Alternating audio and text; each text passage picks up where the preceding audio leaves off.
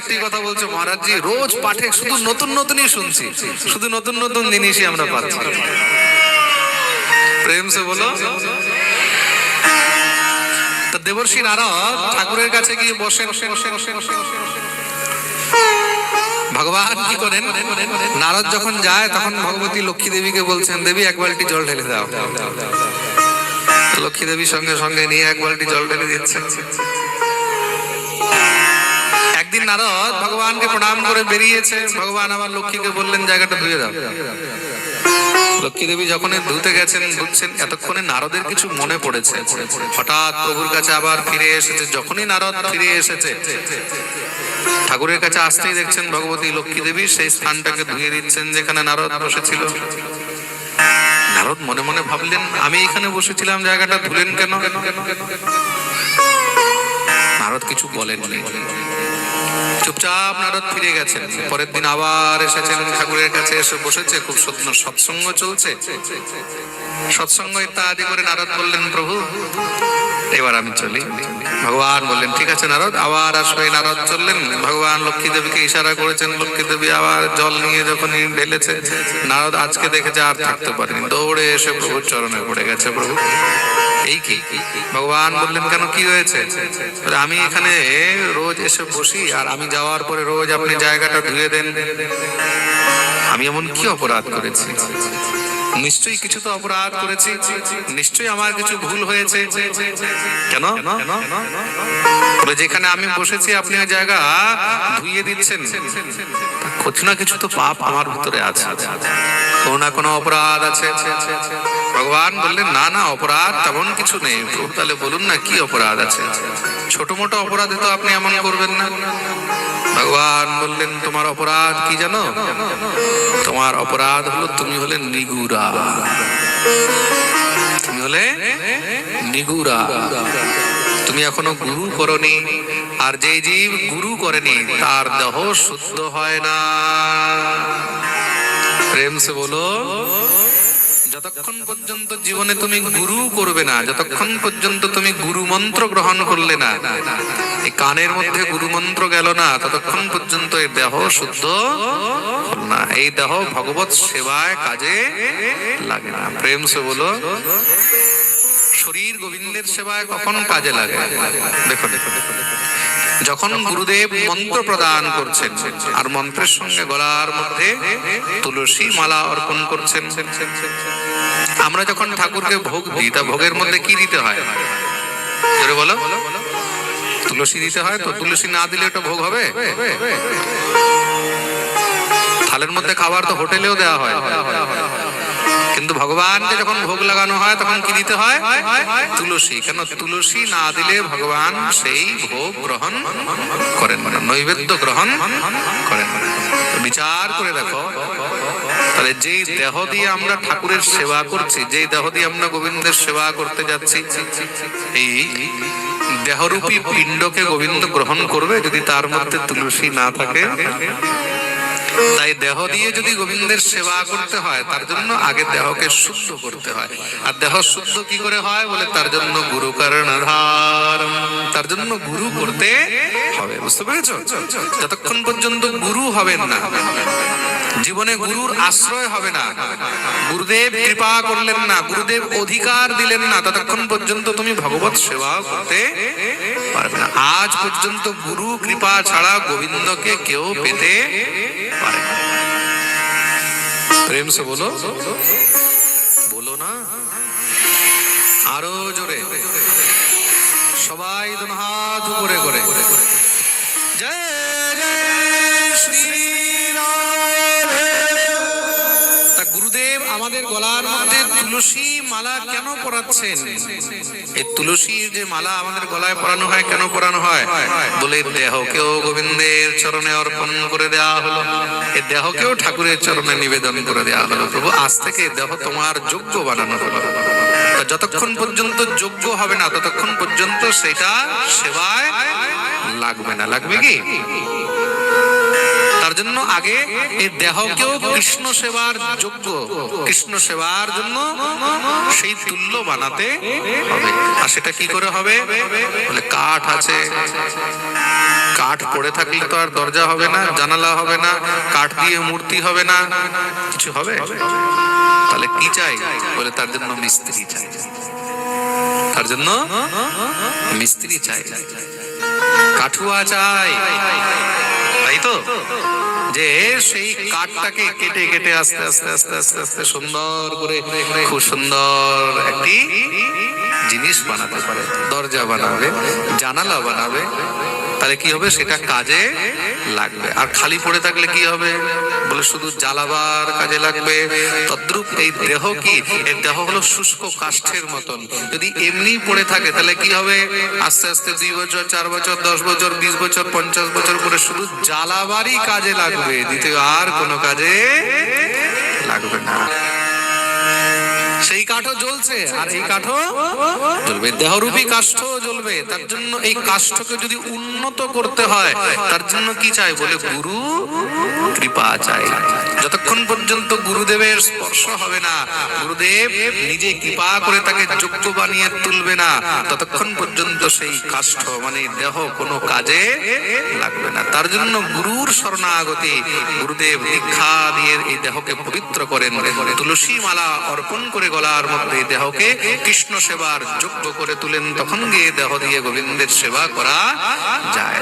অনেকে জিজ্ঞাসা করে, মহারাজ জি তুলসীর মালা না পড়লে কি গোবিন্দের সেবা করা যায় না? বলে একদম করা যায় না, স্পষ্ট কথা। তুলসী মালা ধারণ না করলে কৃষ্ণ সেবা করা যায় না। তুলসী মালয়া যুক্তো বৈষ্ণব বিষ্ণু ভক্তিমান। যতক্ষণ পর্যন্ত গলার মধ্যে তুলসী মালা পড়বে না, ততক্ষণ পর্যন্ত তোমার হাতের কোন সেবা গোবিন্দ গ্রহণ করবে না। যতক্ষণ পর্যন্ত গুরু দীক্ষা গ্রহণ করবে না, ততক্ষণ পর্যন্ত তুমি ঠাকুর সেবার যোগ্য হবে না। তার জন্য গুরুর শরণাগতি, গুরুর চরণ ধরতে হবে। প্রেম সে বলো। তার জন্যই তো ভগবতী মীরাবাই বলেছেন না, মোহে লাগি লগন গুরু চরণন কি। হরিদ্বার কখনো যাবে? হরিদ্বার কোন সাধারণ স্থান নয়, কিন্তু আমাদের নিতাই চাঁদ হরিদ্বার ভ্রমণ করেছেন। মহাপ্রভু কিন্তু হরিদ্বার যাননি, কিন্তু নিতাই চাঁদ হরিদ্বার গেছেন, বদ্রীনাথ গেছেন, সমস্ত সব তীর্থ আমাদের নিত্যানন্দ ঠাকুর কিন্তু করেছেন। যারা হরিদ্বার গেছে, হরিদ্বারের মধ্যে ভারত মাতা মন্দিরও নিশ্চয়ই দেখেছ হবে। কে কে ভারত মাতা মন্দির দেখেছে? হাত উপরে করতে দেখি। হরিদ্বারে গিয়ে ভারত মাতা মন্দির, ওই 8 তলা 9 তলা যে মন্দির আছে, ভারত মাতা মন্দির দেখেছো না? ক্যামেরাম্যান ফোকাস করো। হ্যাঁ, অনেকে বলছে মহারাজ জি আমাদেরকে ক্যামেরা দেখাচ্ছে না। ভাই ভালো করে সবাইকে দেখাও। এখান থেকে গিয়ে ঘরে গিয়ে আবার সব ইউটিউবের মধ্যে দেখে। প্রেম সে বলো।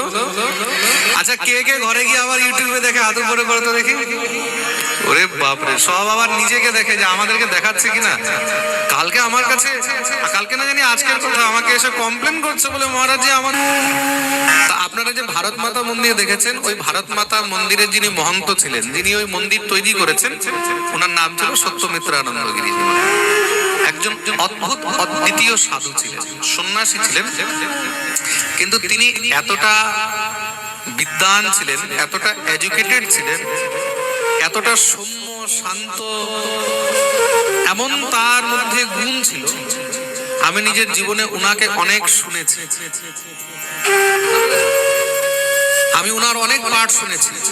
উনি ভাগবত সপ্তাহ করতেন না, কিন্তু উনি শুধু সৎসঙ্গ করতেন, বেদান্ত নিয়ে চর্চা করতেন, ভাগবত নিয়ে, রামায়ণ নিয়ে, মহাভারত নিয়ে চর্চা করতেন। আমি উনাকে অনেক শুনেছি, উনার অনেক পাঠ শুনেছি। উনার প্রতি আমার এতটা আকর্ষণ ছিল, আপনারা কল্পনা করতে পারবেন না।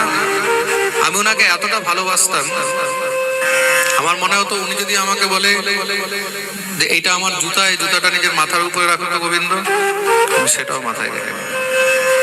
উনি যদি আমাকে বলে এই আমি এখানে পানটা খেয়ে রেখে দিলাম, এই পানটা তুমি খেয়ে নাও, ওনার সেই চাবানো পানটাও আমি খেয়ে নিতে পারবো। মানে তার মধ্যে তার প্রতি আমার কতটা আস্থা, কতটা শ্রদ্ধা হতে পারে ভাবতে পারে। মানে আমি ডাইরেক্ট বলছি, যদি বলে যে আমি থুতু দিয়েছে এটাকে তুমি চেটে নাও, আমি সেটাও চেটে নিতে পারি। এটা হলো শ্রদ্ধা, ওনার প্রতি আমার এতটা শ্রদ্ধা আছে। এই শ্রদ্ধা সবার প্রতি তো হয় না, সবার প্রতি কি হয়? সবার প্রতি হয় না। আমি কোথাও কোনো উৎসবে যাই না, কোথাও কোনো নিমন্ত্রণে যাই না। বৃন্দাবনের মধ্যে আমাদের মন্দিরেই ভান্ডারা হয়, অনেকে হয়তো ইউটিউবে দেখেন হবে, আমাদের মন্দিরে ভান্ডারা হয়, তো ভান্ডারা গুলো সব আপনারা দেখতে পান। আমাদের মন্দিরে উৎসব হয়, ভান্ডারা হয়, সব সাধুদেরকে নিমন্ত্রণ করি। আমি কিন্তু কোথাও যাই না, কোনো ভান্ডারা, কোনো নিমন্ত্রণ কোথাও যাই না। আর বাস্তবিক কথা বলছি, যার তার উচ্ছিষ্ট খাওয়ার শ্রদ্ধাও হয় না। বাস্তবিক কথা, যার তার উচ্ছিষ্ট খাওয়ারও শ্রদ্ধা হয় না। একবার আমি এক জায়গায় উৎসবে গেছি, ওখানে আমি দেখছি একজন ভক্ত, সবাই যখন খেয়ে উঠেছেন তো সবার পাতের থেকে উচ্ছিষ্ট নিয়ে তারপরে উনি দোনার মধ্যে নিলেন, নিয়ে উনি নিজেও খেলেন, আমাকেও দিতে গেছেন। বলছি আমাকে দয়া করে দিও, তুমি খাও। আরে মহারাজজি, এগুলো সব বৈষ্ণবদের উচ্ছিষ্ট। আমি বললাম দেখো, যার প্রতি আমার শ্রদ্ধা আছে আমি তার উচ্ছিষ্ট একবার না 100 বার খাবো। সবার প্রতি সব আমার রুচি হয় না।